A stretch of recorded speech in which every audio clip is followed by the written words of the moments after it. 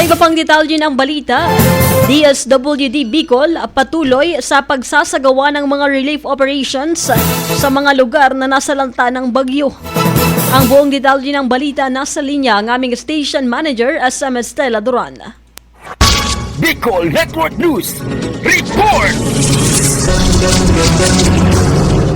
Patuloy ang pagtiyak ng Department of Social Welfare and Development o DSWD Field Office 5 na natutugunan ang mga pangangailangan ng mga pamilyang naapektuhan at nasalanta ng nagdaang bagyong Christine sa Bicol. Noong Nobyembre 7, nagkaloob ang ahensya ng mahigit 3,072,170 pesos halaga ng Family Food Packs o FFPs sa 4,327 pamilya mula sa 13 barangay sa mga bayan ng Balatan, Milaor, Buhi at Baaw sa Camarines Sur. Dagdag pa rito, nagbigay rin ang DSWD Bicol ng karagdagang tulong sa mga internally displaced families sa Barangay Santa Cruz Bato, Camarines Sur. Namahagi sila ng 50 modular tents upang matulungan ang 109 pamilyang kinabibilangan ng 411 individual na kasalukuyang naninirahan sa mga evacuation centers matapos masira ng tuluyan ang kanilang mga bahay dahil sa bagyo. Sa probinsya ng Sorsogon, namahagi ang ahensya ng kabuuang 1,917 family food packs sa mga pamilya mula sa 5 barangay sa bayan ng Dunsol noong araw ding yon. Patuloy ang DSWD sa pagtupad sa kanilang pangakong pagsuporta sa mga apektadong komunidad sa pamamahagi o sa pamamagitan ng pagbibigay ng mga pangunahing pangangailangan at serbisyo